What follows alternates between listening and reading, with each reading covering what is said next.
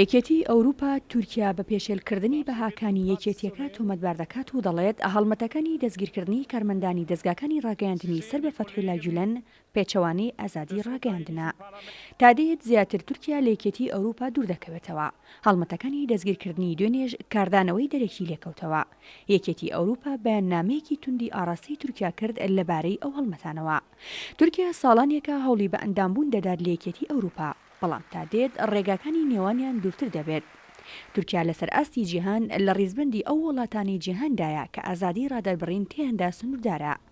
تورکیا ساڵانێکە هەوڵی بە ئەندامبوون دەدات لە یەکێتی ئەوروپا، بەڵام تا دێت ڕێگاکانی نێوانیان دوورتر دەبێت. تورکیا لەسەر ئاستی جیهان لە ڕیزبەندی ئەو وڵاتانی جیهاندایە کە ئازادی ڕادەربڕین تێیاندا سنووردارە.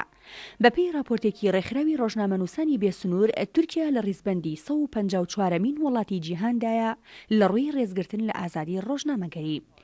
هەرسەبارەت بە هەڵمەتەکانی دەستگیرکردن و هەڵکوتانە سەر دەستگاکانی ڕاگەیاندن لە تورکیا، وەزارەتی دەرەوەی ئەمریکا داوای لە دەسەڵاتدارانی تورکیا کرد کە پارێزگاری لە ئازادی ڕادەربڕین بکەن و ڕێز لە بەهاکانی دیموکراتی بگرن. جینساکی وتەبێژی وەزارەتی دەرەوەی ئەمریکا لەو بارەیەوە ڕایگەیاند کە ئەمریکا بەوردی چاودێری ئەو راپۆرتانە دەکات کە باز لە بەرتەسکردەوەی سنووری ئازادی ڕادەربڕیندەکان لە تورکیادا. لەسەر ئاستی ناوخۆش، هەڵمەتی دەستگیرکردنەکانی تورکیا کاردانەوەی لێکەوتەوە و کەمال کلچکدار ئۆغڵۆ سەرۆکی پارتی گەلی کۆماری کە گەورەترین پارتی ئۆپۆزیسیۆنی ئەو وڵاتەیە، هەڵمەتەکانی بە کودەتا وەسف کرد و ڕایگەیاند لە ڕیزی ئەو کەسانە دەوەستن و پشتیوانیان لێ دەکەن کە لەلایەن حکوومەتی تورکیاوە ستەمیان لێکراوە. دوێنێ هێزەکانی پۆلیسی تورکیا هەڵیان کوتایە سەر چەند دامەزراوەیەکی ڕاگەیاندنی سەر بە فەتحوڵای گولەن کەسایەتی ئاینی تورکیا. لەو هەڵمەتەدا چەندین کەس دەستگیر کران.